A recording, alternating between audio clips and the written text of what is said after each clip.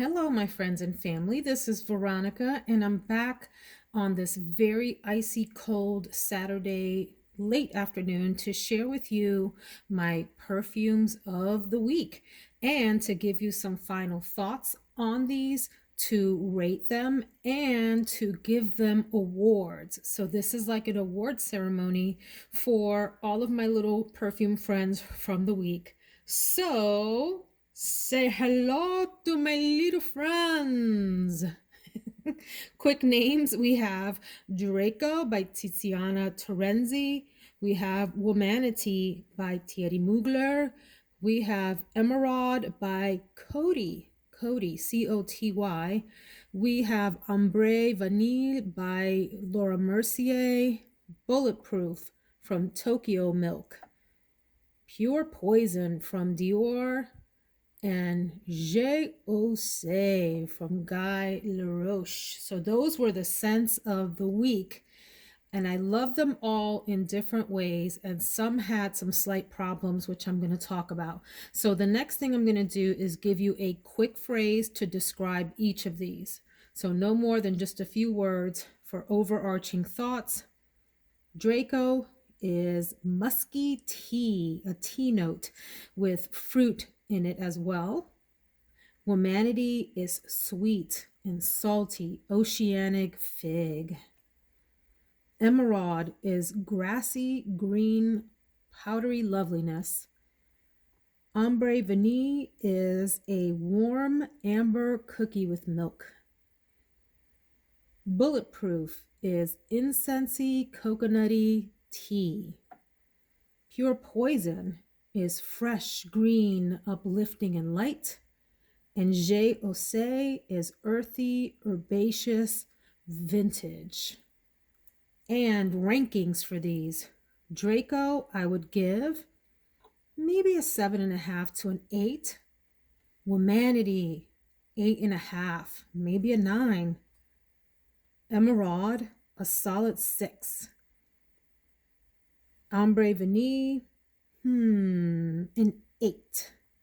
Bulletproof, the opening gets a 9.5, and the full body of it throughout the day gets a 6. And if you want to know more, go see my review from this week. I'll tell you why in there. Pure Poison gets a very solid 7, and Je Ose gets about a 6.5, which is a good score. So let's talk then about awards for these. So in terms of the best projection, which is off of your skin while you're sitting still, how close somebody has to be able to smell the scent on you, I would give the best projection to Draco. My entire family loved this. They liked it and thought it was like a fruity scent. I pick up a lot of tea and musk in here, but they described it as fruity and fresh, and they weren't necessarily always near me when they commented. I got a lot of "you smell nice" kind of comments from Draco. All right, the best sillage, I would say goes to Emeraude, because it is this pleasant green, clean, powdery scent that it leaves behind you, scent trail. This is, I think, from the 80s, maybe formulated in the late 70s, early 80s, something like that, and has that vintage, big sillage kind of thing going on. The most comforting is absolutely Ambre Vanille from Laura Mercier. This smells like a warm pastry shop. In the middle of winter, you walk into this delightful pastry shop and you know you're going to get some delicious goodness with a good cup of coffee. There's no coffee in it, but I'm trying to paint a picture here, folks. The most alluring, and I promise I didn't mean for this to go in this order, so I'm just realizing that it goes sort of around, but the most alluring by far is this Tokyomilk Bulletproof to me. There's something about the dark, woody, incensey scent of this with that coconut and tea note that I find intoxicating, especially on the opening. The most interesting is Je Ose. It's got that vintage feel to it. If you like that, If you are on the younger side or used to just more light and fruity, sweet scents, you may hate this completely. This is really an older fragrance, both in terms of the structure of it and the way that it reads to your nose. And so I'm not sure this is for everyone, but I find it intriguing and interesting, as I tend to do with most earthy scents that have herb notes in them as well. The most everyday, the most everyday would have to go to Draco.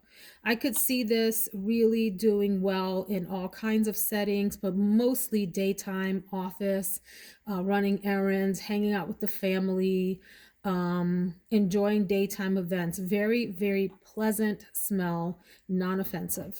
All right. The most special occasion scent of all of these is, to me, Womanity. This is, in my opinion, a powerhouse of a fragrance. I think it would be gorgeous in an evening setting, on a date. It's really nice. My husband liked this on me a lot. I didn't even have to ask him. He just said, "You smell really good today." Okay. The most giftable, meaning if you purchased one of these for someone random, would a random person like which one of these? That wasn't grammatically correct, but you're following me, right? And I'm going to go with Laura Mercier Ambre Vanille.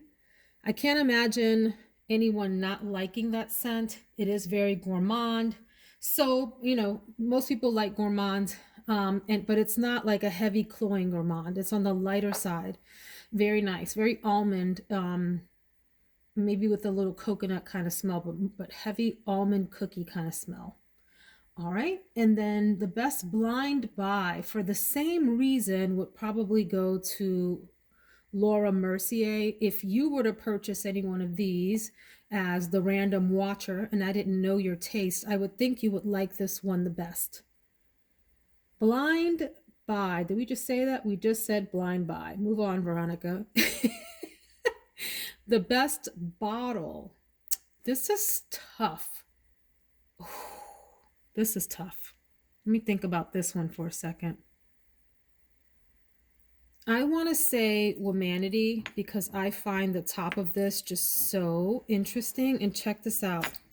It has like this ring top that attaches to this.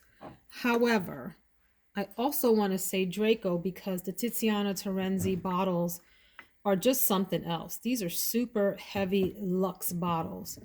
But I have to say, I'm going to give it to Pure Poison. This is one of the most gorgeous bottles I have in my collection. It has clear areas as well as heavily frosted and opaque ridges here. And then this ombre effect. It is just really a pretty, pretty bottle. The prettiest of these, if you ask me, if I had to compare them to each other. All right. And then the best performance overall of this group goes to, a little drum roll. Boom. Womanity. Hands down. Womanity has some good projection. It does have good sillage. It has some comforting notes in it. When I say notes, this is comprised, according to Fragrantica, of only 4 notes, 3 of them relating to fig and 1 being caviar. So it's not like a complex composition, but the scent that it creates, I think, is complex and deep. It is alluring in that it has this sweet sexiness to it. Super interesting, in my opinion. I'd wear it for a special occasion. And if I knew the person's taste, I would feel comfortable gifting this, although I don't think everyone would like it. And just overall had a really surprising top performance for me in comparison to what I thought the others were going to be. That is my perfume review of the week. What did you wear this week that you liked a lot? Did you have a surprise fragrance of the week? Did you have a fragrance that you thought was going to be great and let you down? Tell us in the comments. Give us your opinions. And if you want to hang out again, hit that subscribe button so that we can talk about perfume. We can talk about makeup. We can talk about life lessons. We can talk about household items and lifestyle, whatever you want. Come on back. See you next time.